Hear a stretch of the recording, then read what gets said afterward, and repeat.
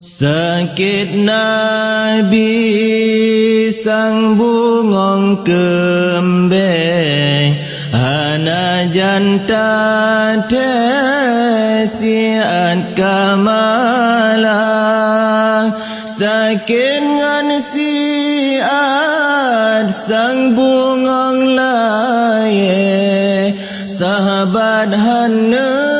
teso pegahana Nabi neken ulun wafud garam ngan sukren malaikat ba yohban gedengan Nabi rap wafud bandum meret-reti joh imata di Abu Bakar neken lirijang hati kalekang kamonyodumna mesehana ya Rasulullah kagadah tua dum asodonya dengannya bandum baca selawat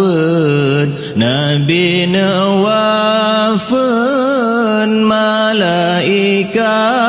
ba nyawang baru kung janjongan Nabi lidah yang suci nahai ummati lepas tad sayang Nabi ke umat menyata ingat taruh imata cukup tad sayang cukup gasih gebela abe umat di Nabi watana tarik nyawang di Nabi nahai ummati menyalagenya sakit tersukret umalun bejut bena birasa dum malaikat netren ubumo Nabi getanya na pemulia Nabi kawafut pang ule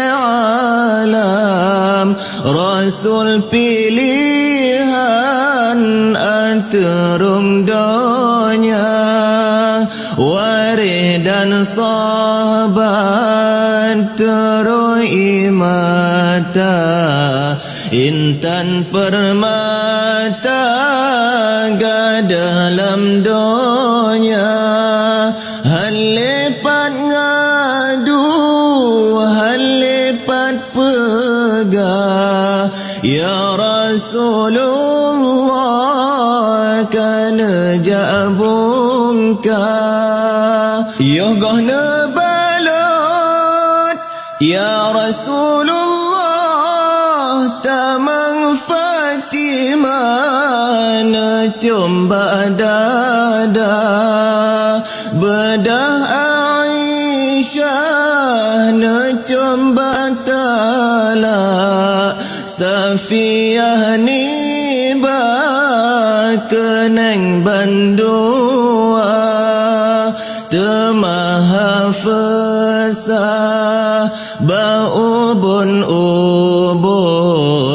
Maimunah na ngecom gelunyung dua di Juwairiyah ngecom bagaki hindun di pipi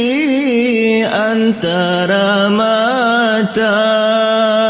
Hasan ngan Husain bandua cucu ne sampuh muka jaro janjongan oleh nyan bandum nekalan-kalan baru ne peboh gapeh di muka yang peilei Salman Farisi yang bagaki di Abu Bakar ban selesa peija kafan yang boh bebewan Ali Murtada Nabi kawafat netinggai donya sempurna agama petunjuk Nabi yang nana tinggai ke bandum umat Quran sunnati li Nabi Muhammad Allah sakin Nabi sang bungong kembe hana janta tesian kamala sakin ngan siat sang bungong laye sahabat hana teso pegahana sakin ngan siat sang bungong laye sahabat hana teso pegahana